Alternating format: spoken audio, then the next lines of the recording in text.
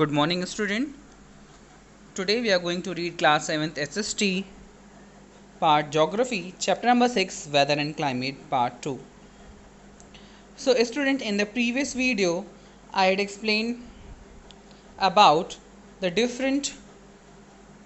uh, difference between the weather and climate, as well as I had explained about the different zones which creates the temperature of the earth.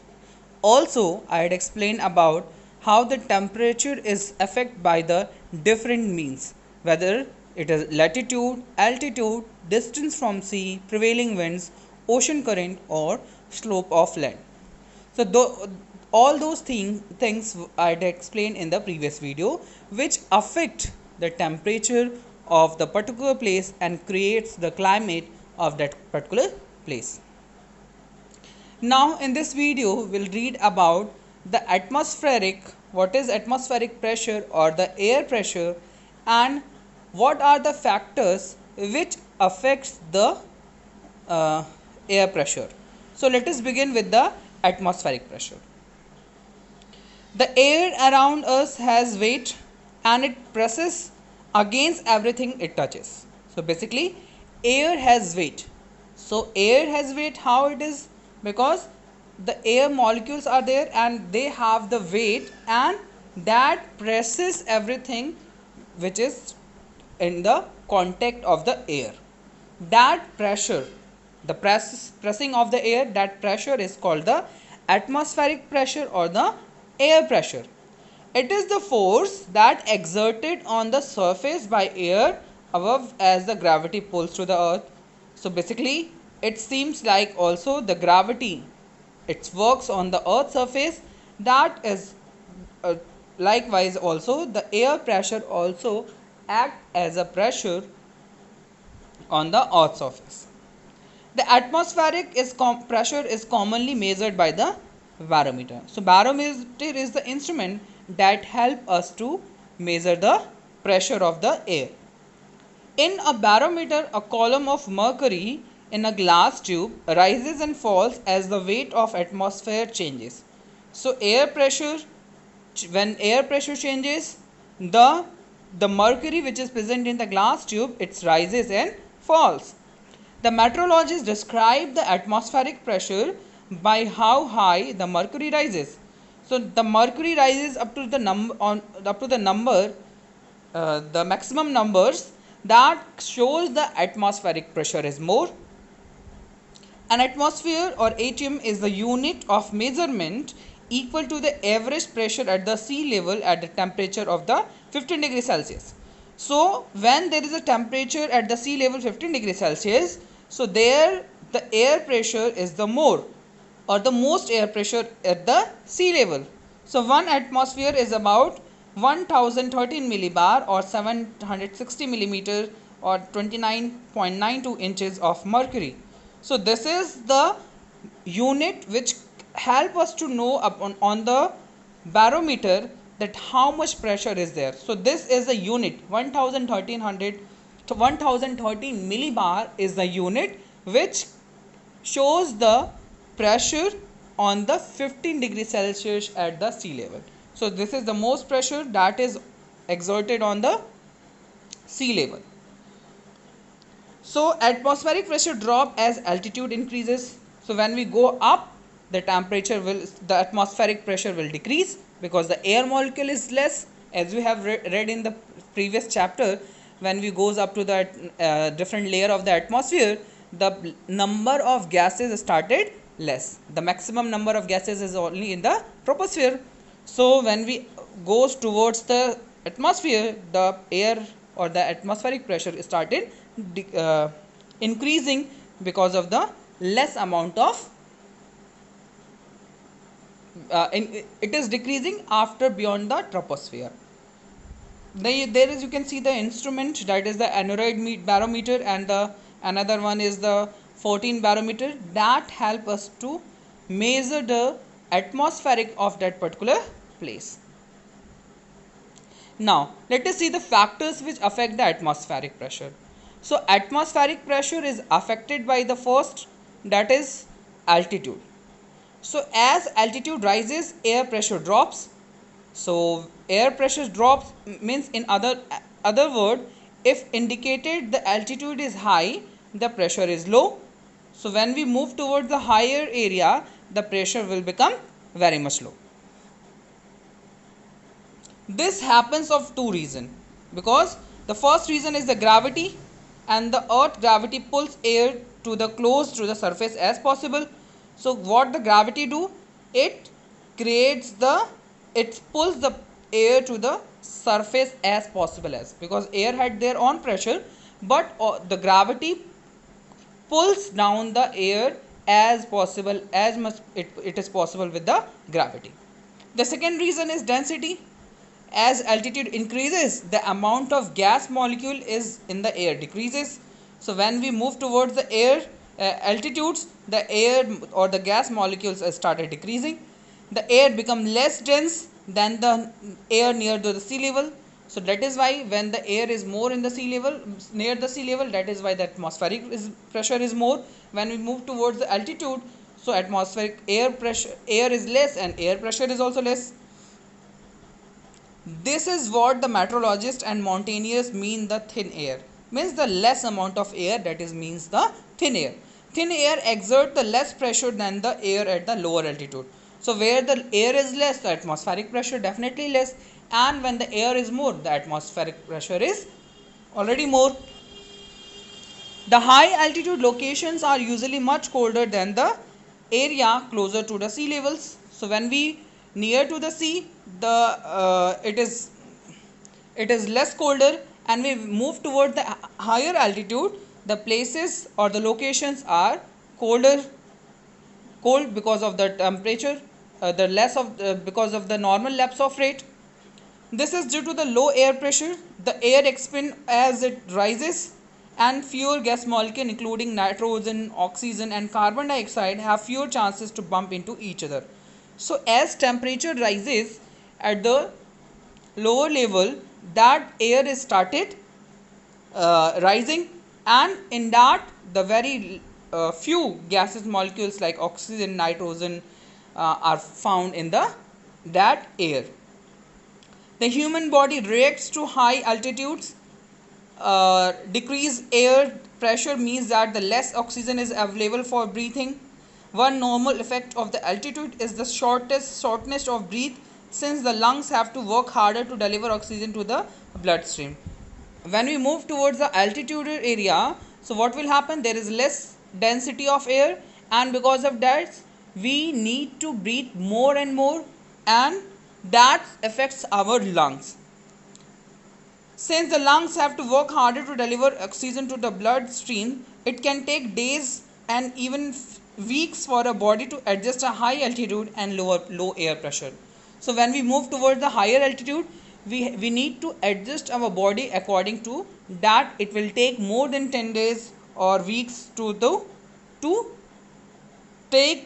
adjust our body into that temperature. So that is why the mountaineers were there. They took the training for that, and after that they are able to move toward the higher altitude, and they makes their body according to that they can they can breathe in that such situation. So atmospheric, with the rise of altitude, when we go up, the atmospheric pressure will be less, because there is very less amount of air molecules are present. Temperature, how the temperature affect the atmospheric pressure. When the temperature of the place increases, the atmospheric pressure decreases. So temperature increases, the atmospheric pressure will decreases. How it decreases? Because the air molecules get heat up and they become lighter and they started rising up. Because of that, air pressure will decrease. This happens because an increase in the temperature resulted the heating of air, and warm air expand. The molecule of the warm air become less dense and hence exert the less pressure. So when the molecules of hot air become less dense, so they create the less pressure. On contrary, decrease in temperature. Suppose there is cold, that makes the air cool and heavy and dense. So when there is a cold, so this makes the air cool and heavy and dense. This create the high pressure in that area in the region. So what will happen, the air molecule will not rise that much, or air is more, and when air is more, so it creates the high pressure area.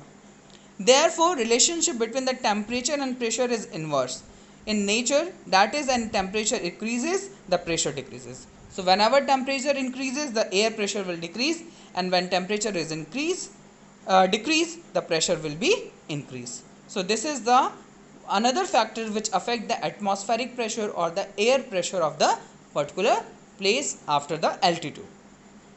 The next is the moisture. So water vapor, the molecules are lighter than the oxygen molecules. Consequently, when humidity increase, the atmospheric pressure decrease. So like that, when there is more water vapor and more humidity, so when there is more humidity, the atmospheric pressure will be decrease. If instead the humidity decrease, the weight of the air increase. If there is no humidity in the air, so the weight of air will increase, and that creates the atmospheric pressure increases in that particular area. So moisture is also very helpful for creating the atmospheric pressure. It is also this is also opposite. When atmospheric pressure is humidity increases, the atmospheric decreases, and when humidity decreases, the atmospheric pressure is increases. Now rotation of the earth. So how does the rotation of earth helps for the atmospheric pressure? So the rotation of earth causes the airs at the poles to be pushed away towards the equator. So this is the Coriolis force or the Farrell law. You will read in this topic only. So the Coriolis force is helpful to move the direction of the air. So rotation of the earth creates the Coriolis force. In the theory, air should have been accumulated at equator, creating a high pressure belt. So the air which moves from poles to the equator, that creates the high pressure belt over there. However, this does not happen. On contrary, the air gets heated at the equator and rises up and creating a low pressure area. So the air which comes from the polar, they are colder and the heavier one. So that create the higher pressure to the to the equatorial region. But where the temperature is more, and because of the more temperature, air become light and rises up. So that creates the low pressure. It just get opposite. Means the air which comes from the colder region to the equator areas, that should be that it is dense, that can create the high pressure, but because of the temperature, it creates the low pressure, because the air molecules which are present over there, they started heating up and they started rising up. So that creates the low pressure in that particular area. So these are the factors which affect the atmospheric pressure in the particular area. Now let's see the distribution of pressure. Now there are distinctly identifiable zones of homogeneous horizontal pressure regime or pressure belt on the earth's surface. So now you can see in the picture, there you can see the different colored layers are there, and those layers is denoted as a different pressure belt. Let's begin with the equatorial equator. There you can see the equator have the name of equatorial low pressure belt or the doldrums. And when we move toward the northern hemisphere and the southern hemisphere, there you can see the another layer, that is the subtropical high pressure zone. And then in the northern hemisphere and the southern hemisphere as well. And then when we move to the next, that is the subpolar low pressure belt in the northern and the southern hemisphere, and the last one is the polar one, is the high pressure belt or the in the north and the south. So this is the different belt that we have to understand in this video.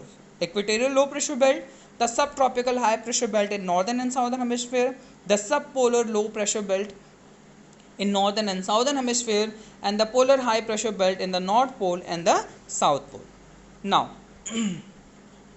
look at this picture very carefully, that you are able to understand the equatorial low pressure is at the 0 degree temperature, 0 degree latitude. But when we move toward the Tropic of Cancer and crosses that layer, the 30 to 35 degree north, there you can see the subtropical high pressure in the northern hemisphere and the southern hemisphere. There is, that is also known as horse latitude. Why it is called horse latitude, we'll see the later on. Next is the 60 degree north latitude and south latitude. There you can see the 60 to 65 degree, that is subpolar low pressure belt in the northern and southern hemisphere, and in the 90 degree you can see the high pressure or the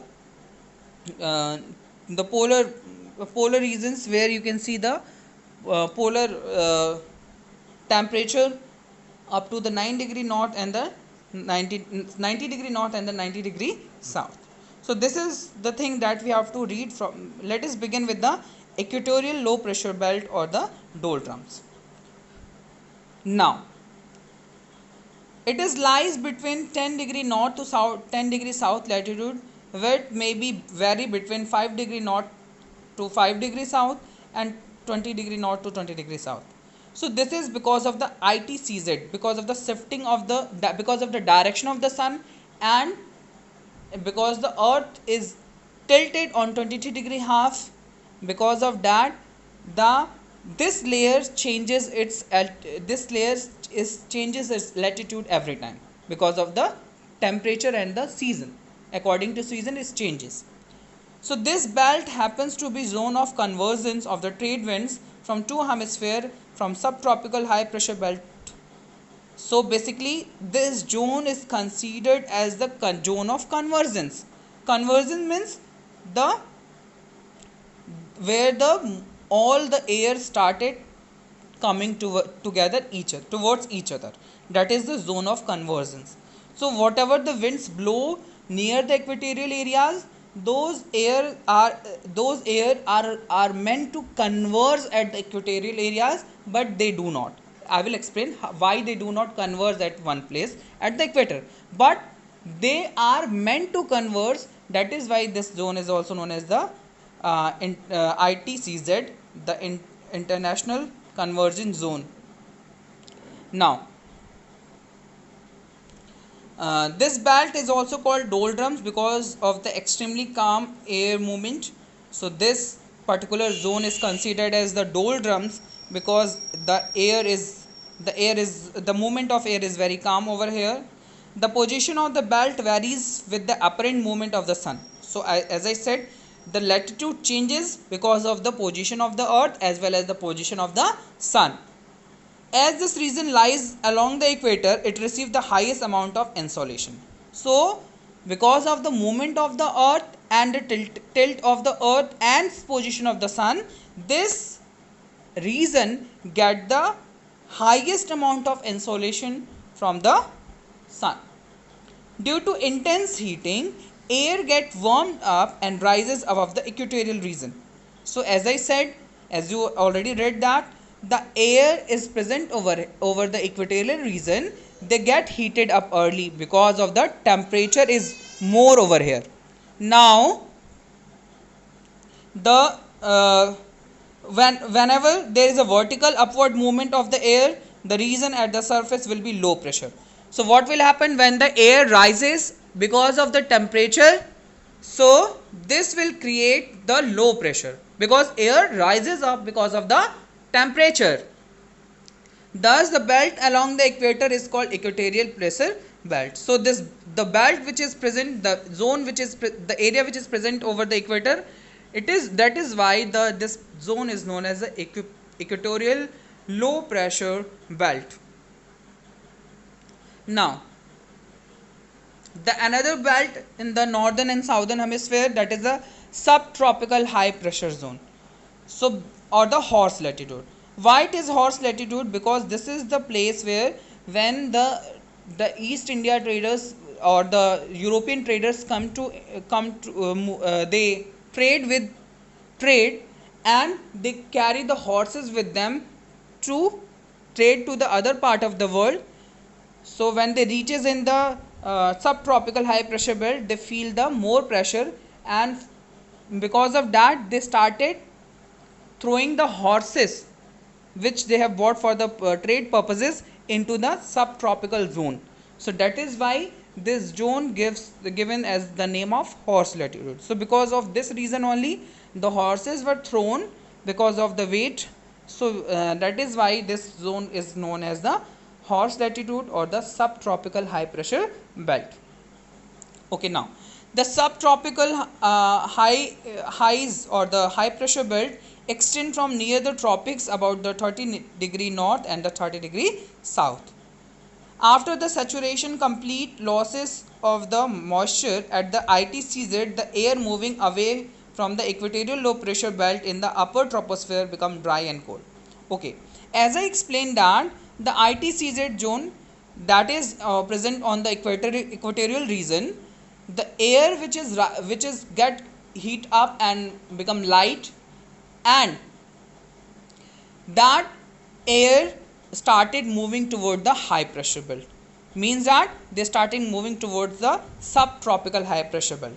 So while moving there, the air does not have any moisture, and because of that the air which blow from the equator to the high pressure belt, they have the dry and cold wind.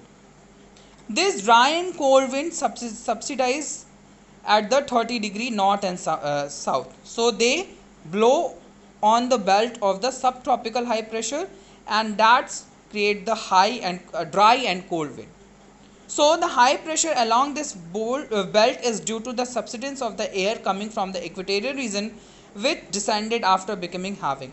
So the air which is present over here, which is moved from the equatorial region to the subtropical high pressure belt, when they reaches at that level, the air become heavy because it get the coldest temperature. Because in the equatorial region they get the maximum amount of heat, the air lighten and become rises one.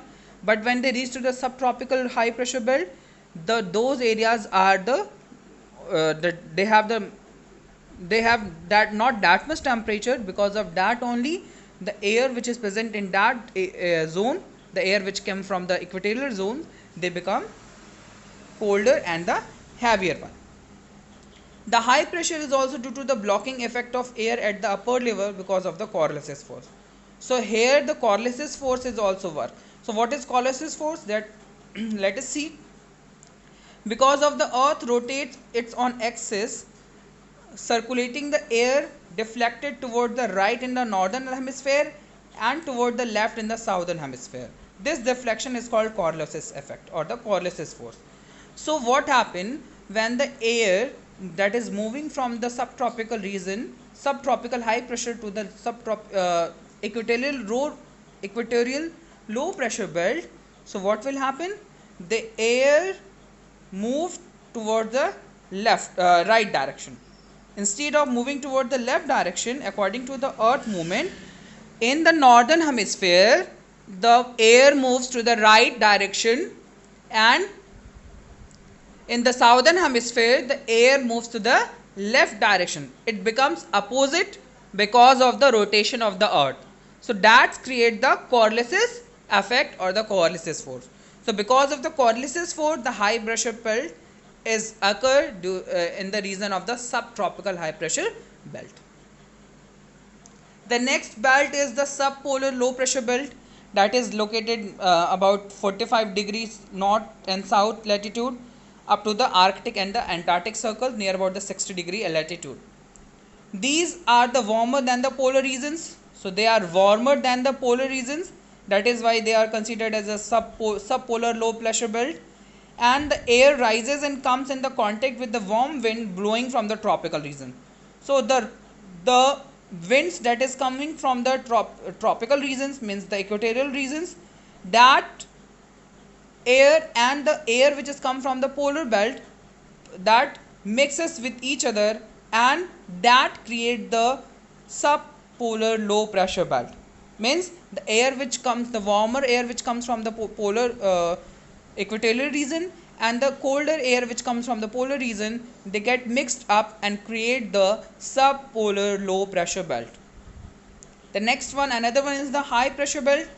The polar highs or the polar high pressure belt are the small in area and extend around the poles. So this is the polar areas where this high pressure belt is situated. They lies around the 80 and 90 degree north and south latitude, and the air from the subpolar low pressure belt after saturation becomes dry, and this dry air become cold while moving toward the polar poles through the upper troposphere. So the subpolar pressure belt, what the air is coming from the polar regions as well as the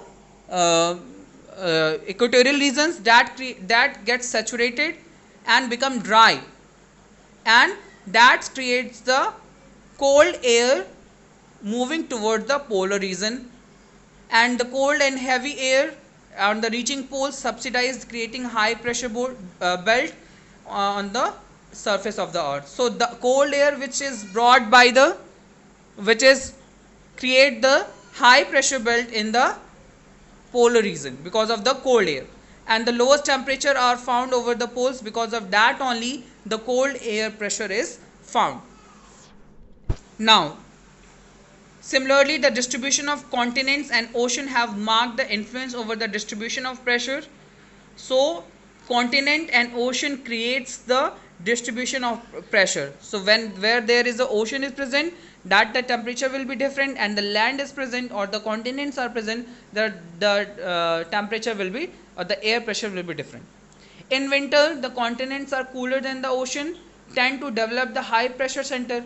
So what will happen? The continents are more cooler than the ocean, that creates the high pressure belt, and whereas in summer the warmer, they relatively warmer and develop the low pressure. So the land will be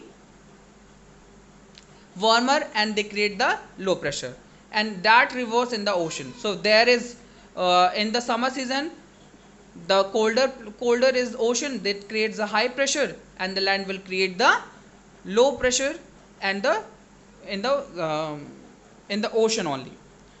So that is the thing that we have to understand into the distribution of pressure. And let's we'll discuss the next thing into the next topic or the next video.